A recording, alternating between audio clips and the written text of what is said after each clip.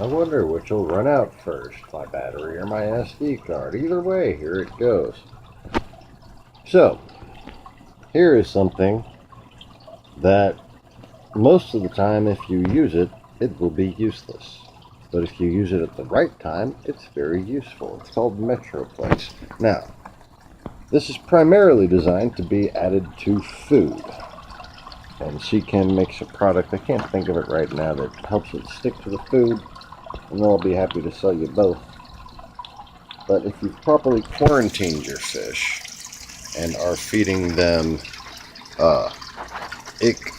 not ick shield, but hex shield. Hex shield has metronidazole compound derivative of it in it. Ick shield, let's see if it has that.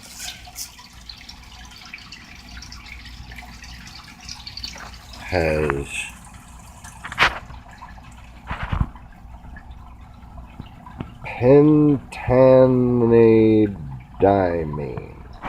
pentanidimine. That's that fuzzy thing right there that the camera just won't focus on because it's being a prick. Come on, camera. Damn you! Damn you, camera. Yeah, that right there in the middle. Looks like Anemones.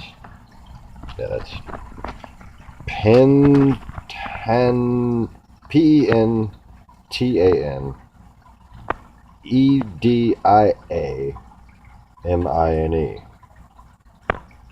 Pentanediamine. Yeah, how about that? And that's a Nick Shield. And I have no idea what that does. But they're the ones who really like this stuff. And you can't feed this stuff in a reef tank with anemones in it. If you don't have anemones in it, apparently this is good shit. Hex Shield takes care of parasites that gets in the intestines. And it seems to me that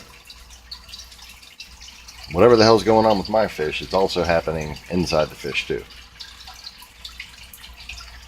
That notwithstanding, this is designed not only to get the bugs in the belly, but you can also take a scoop of this and put it in your water as per the instructions. Which of course I can't see because my camera's being a prick and doesn't feel like focusing. I guess it doesn't have the battery power. Alright, so 1 or 2 measures for every 10 US gallons. Repeat every 2 days, 3 weeks until symptoms disappears. 2 days maybe for a bacterial infection, but when it comes to a ick thing, that's what I'm talking about. Okay. So you got your quarantine tank set up, and several days into it, you might have a similar mess going on. Get all your fish out of your reef tank. What do you do about your reef tank? Well, you wait 7 days, doing nothing. You can, during that period, drop the salinity and raise it again, just to shock the shit out of anything that's in there. Also raising the temperature. If you keep a low running tank, try to inch it up a little bit to increase the cycle. That way at day 7, whatever termites, whatever little spores have dropped from whatever fucking illness it is, they will have had time to release the Kraken, as it were.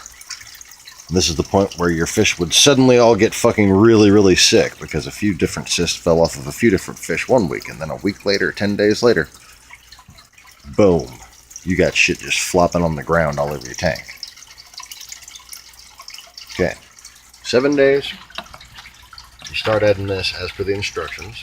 Okay, you can go to Club Reef on eBay and get yourself a 2-pack. I know I did. That's why this one's still closed and I have one in my hand. Now, using this in the quarantine, that can be done in phases too, especially in combination with the more harsher treatments. This is supposedly a more gentle treatment. Well, let's talk about in your reef tank. where you can't use all those harsher medications. You can use this, allegedly. Nobody's had any problems, allegedly. It says for use in reef tanks on the Paragard bottle. Okay, it says right here. Not recommended for reef aquaria.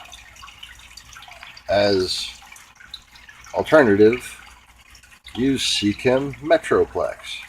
I'm sorry you can't read that. I had to look to the side of it so I could fucking read it. Oh look, I got Paragard dripping on my hand. Because the bottle doesn't like to close properly. Yeah, have some Paragard, fish. Have some Paragard. They needed a little more anyways.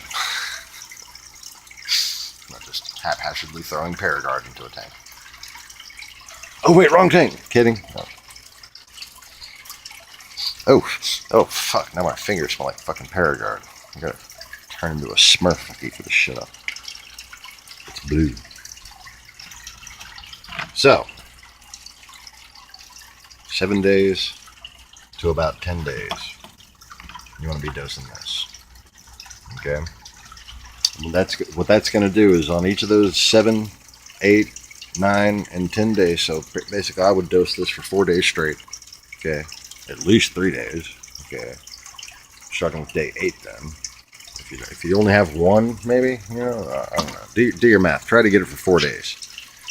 Day 7, day 8, day 9, and day 10 are the days that those termites are going to be coming in and hatching into the water. This cannot kill the termite in the sand. It can, if fed to the fish, kill the termite in the fish. It cannot kill the termite that's about to drop off the fish, or the termite that's falling off the fish in the water, or the termite that's encrusted in the sand. Okay? It's not harsh enough for that. Copper is harsh enough to kill the termite that's on the fish and floating in the water, but not harsh enough to kill the termite that's floating in the sand. That's why you have to do copper for 10 days. Okay? Because eventually some termites are going to fall off, because some of the termites that when you first put your fish into that tank, they'll fall off into the quarantine tank, and then they'll, if you don't clean them out, they'll hatch, and then you'll have a little ick cycle going, and that's what the copper's for, to kill it while it's in the water. The best place to kill ick is right after it hatches from that termite cyst, and it's swimming up into the water column like little bitty sperms. They're called dinoflagellates. This will kill them at that stage and that stage only. And that's happening on 7, 8, 9, and 10. Day 7, 8, 9, and 10. And people say aside from anemones, which makes sense considering that this medication is not recommended for anemones, that this is reef safe. So my plan is to use this in this tank right here because I have no anemones, and I'm going to basically leave this system and this system separate for the full 15 weeks while hopefully being able to restock this sooner. So one thing I might recommend is fish oil, unless you have water from a clean fish tank somewhere else in your house that you can just